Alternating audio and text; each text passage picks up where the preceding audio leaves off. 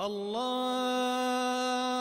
أكبر الله أكبر الله أكبر لا إله إلا الله الله. You must understand well that things like depression, stress and all these other mental burdens aren't topics for religious people. Why is that?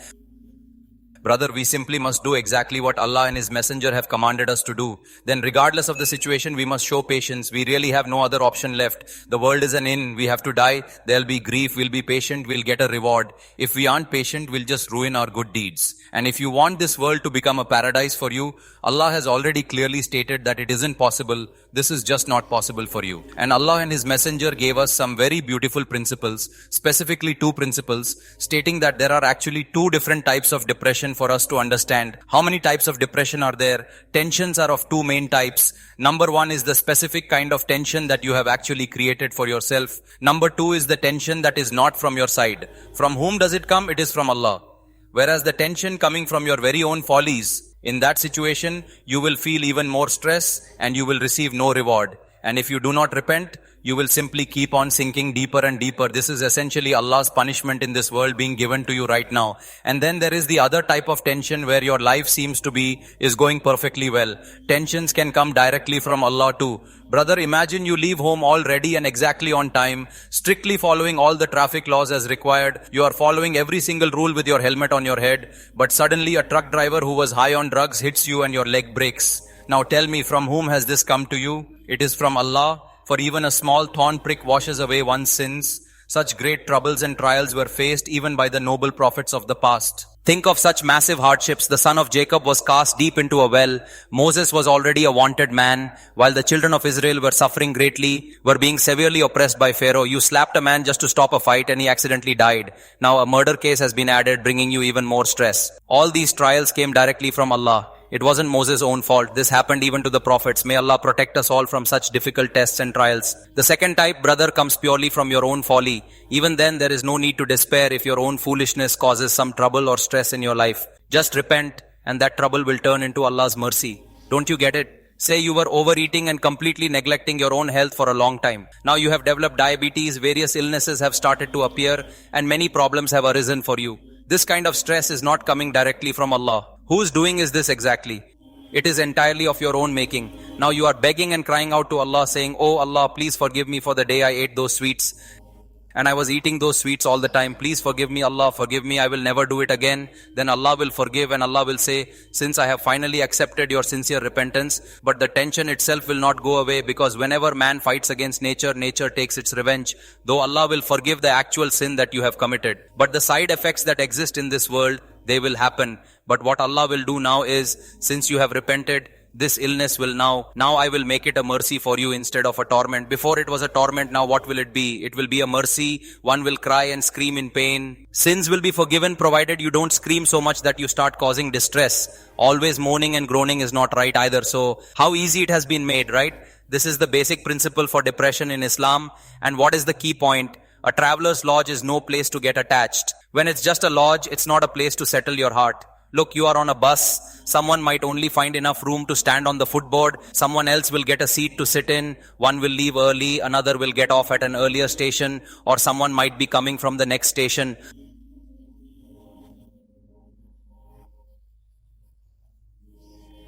The whole issue of tension, what happened to it? It is finished.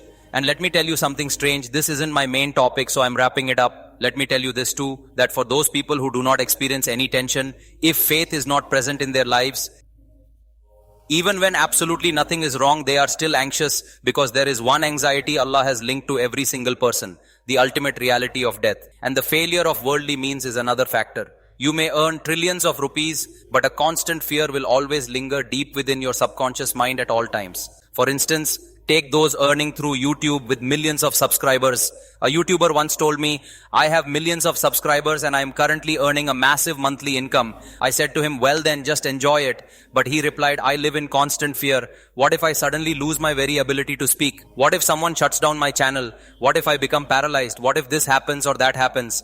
So then I said to him, "Have you considered what if you get hit by a massive truck tomorrow morning? Did you actually consider that too?" What about a bomb blast? Brother, this or that could happen at any moment, and it actually does happen to people. For example, there was this TikToker traveling along. He was driving while filming a video for his followers. He crashed his car right into a truck, and the poor guy died right then and there on the very spot. Well, he passed away. But for those of us who are still here, a very close friend of mine told me a very interesting story about this. There are many content creators in America who had millions of subscribers and huge monthly earnings, but then YouTube suddenly and unexpectedly deleted their entire channels. Maybe they made some small mistake and suddenly ended up on the street with nothing left. This just goes to show that absolutely nothing is ever truly permanent in this entire world of ours. In everything you do, you'll always have this subconscious feeling that absolutely anything could happen to you at any given time. Forget about YouTube for a moment. Let us say you are earning through some other means, or indeed whatever other work you might be doing right now, whether you are sitting down or working. Take real estate as an example. A friend of mine said he'd been minting money for 20 long years. He made a massive fortune, but now he has suddenly gone broke and lost everything. He says his whole property business is now completely ruined. So in every single business, this risk is always 100% there waiting for you, and you can see it right now. The risk that it could be taken away from you at any moment. This subconscious fear haunts him because he does not see this life as a temporary stay, a traveler's lodge, or a short journey through this world. Since he views it as ultimate success, brother, a snake lurks behind it constantly, scares you. It says, son, this could happen or that could happen. You might achieve great health, but then you will sit with a doctor and say to him, doctor, I have followed all advice. Doctor, I have followed every bit of medical advice. My cholesterol levels are now normal and my sugar is absolutely perfect. I surely won't get sick anymore now, will I? Then the doctor will say, you still could. He will say, I simply cannot say anything for sure. Then you will say, but doctor, I do not even smoke at all, so how? What will he say to you then? Even if nothing obvious happens, cancer can still occur. Not all cancer patients were careless. Many were actually extremely cautious. So this persistent subconscious fear will keep on exhausting them, right? It will exhaust them completely, and as age advances, those causes of tension increase while the natural power of human endurance decreases steadily. As you grow older, your endurance naturally lessens, your heart begins to weaken, and your nerves start to become weak. And instead of the causes of tension decreasing, they increase. First of all, your respect will decline, and you won't even look good to people anymore. People tell old actors, mashallah, great, you still look so handsome today. But they do not really look it. I swear to God, it is just what fans usually do. There are actors from our own time, from the specific era back when I did my matric. And sometimes when their pictures appear, and I look at them and feel like going to ask them for a blessing. They have so many wrinkles now and have become such old men indeed. I cannot even recognize them anymore. Sometimes people tell me, sir, isn't that the famous hero from that film Once Upon a Time? My goodness, what has really happened to the poor guy? But people still say, today you look just like you used to in the old days, as they write in the comments below. Although, by God, if they really looked exactly the same way as they once did, then why aren't they starring as heroes in films? Why aren't they in movies? They don't look like that in films, brother. There is a very profound and beautiful couplet in the Arabic language that says something quite remarkable about the nature of youth and old age, and it highlights a very important point for all of us to consider. And here is what it says to us, that if you truly desire to look in your old age exactly as you were back in your youth, then it simply isn't possible. It is not possible for any human being, no matter how hard they might try to preserve their youthful appearance over the years. He said, what of man? Consider even a piece of cloth. If it is old, no matter how good the quality may be, there is always a clear difference between new and old. Companies make fabrics. I tried very hard to get white clothes that I could wear until doomsday so I wouldn't have to get them stitched again.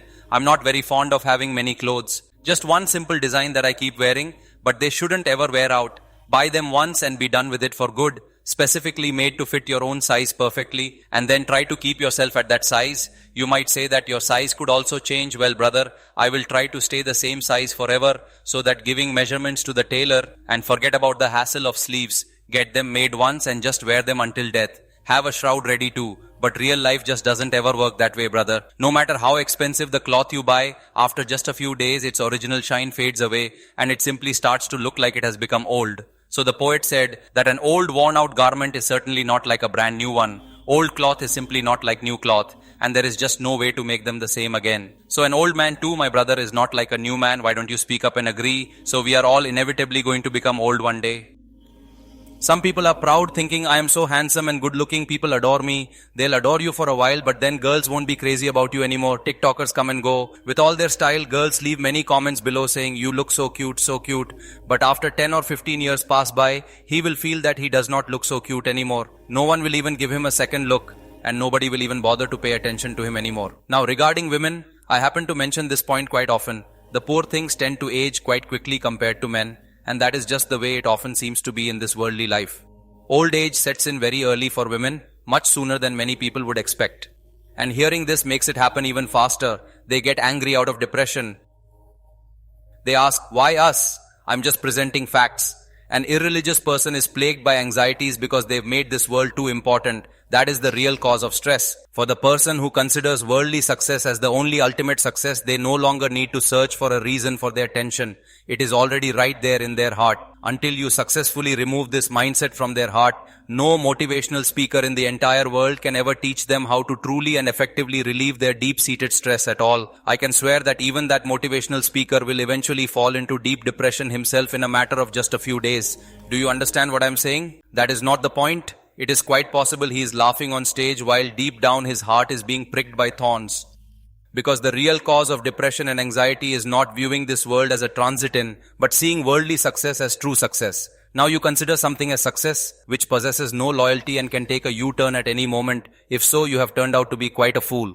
What do you think, brother? You view wealth as success, though there is no guarantee it will stay with you forever. You see the fulfillment of desires as success, but the capacity for desires in a person gradually fades. Tomorrow he might not even be able to eat, and it is entirely possible everything leaves him today. So the truly successful one, my brother, is he who sees this world as an examination hall and knows our destination. The real goal is the hereafter. They understand this. Back when we were in the seminary, sitting in the Sheikh's company, we only worried about one thing. Why don't we feel as much concern for the hereafter as we should? This was our major concern. Why don't we have that level of anxiety for our hereafter? And in our eyes, the one considered successful was the one who developed such deep concern for the hereafter. When I first heard the saying of Abdullah bin Abbas, he says that during the noble prophet's time, if any of us happened to commit even a single sin, he would feel such intense worry and stress as if a massive mountain were about to fall directly upon him until he repented and reconciled with Allah. And Abdullah bin Abbas used to say that when you people sin, you feel as if a fly has just landed on your nose. Just that much tension. And if you were to see today's state of affairs, brother, after sinning, we do not feel even as much tension or worry as one feels when a simple fly sits on their nose. So, the matter which was the actual and true cause for concern, you haven't treated it as a concern at all. Instead, you have made this world your concern, which is unfaithful, whose very nature is to change its colors just like a chameleon does, showing you one thing today and something else entirely tomorrow, never remaining constant or loyal to anyone for very long. Whose nature is to show you one thing but bring you another, to give you certain false hopes, while in the world of true reality, it is actually something else entirely different. And it keeps showing you a world of pure deception. It continues to show something else while the actual facts are always quite different from what you see. So where, my brother, will you ever find true peace? You won't find peace. You will find peace only when you do not give this world any importance at all. Are you getting the point I am making or not? Don't fall in love at all. Those who are in love never find any peace. Lovers only find peace when they attain their beloved and the option to run away is gone. If the world were such a beloved that you could have her and the option to leave ended, then there would be peace. But the world, she is such a worthless lover that sometimes you cannot even find her at all. One dies in this misery, and even if she is found, she might still run away from you at any time. Suppose you finally met your beloved, but she keeps getting constant phone calls. Now you were in love with someone, right? Missing her caused stress. When she finally did, on your wedding night, the very first night, Wasim calls her up. I heard that you finally married Ghaffar. You get stressed thinking it's just not going to happen. What is Wasim? He's also a friend. I had relations here too, but I am happy with you now. If you do not treat me well, I will go back to Wasim. Very soon, Sattar also called. I am telling you the simple reality. I am not just saying these calls literally happen, but the world is such a mistress. I will explain the actual nature of those calls now. So the bride is sitting there, and a call comes from Ghaffar. Who is this? Ghaffar was my classmate at AMU. We both liked each other. But since you were in my destiny, I will stay with you for now. When 8 or 10 such calls come to her, you will find yourself being constantly and deeply worried about her loyalty to you. You will think, I have finally got her, but who knows exactly when she might suddenly slip away from me. Because of this, you will not have even a single moment of real peace in your life. This is exactly how the world works. You finally get a brand new car, you get a luxury mansion, and you think you have finally found all of your true happiness in those material things. There is constant anxiety. With that mistress, you were not certain if Wasim or Sattar would call, but for the things of this world, you know the calls are coming. Whatever you made your mistress, whether it was wealth, honor, or fame, here the calls are regular and visible. You have seen a famous man die suddenly under the wheels of a truck right in front of you. That was just the call. The angel came to take him.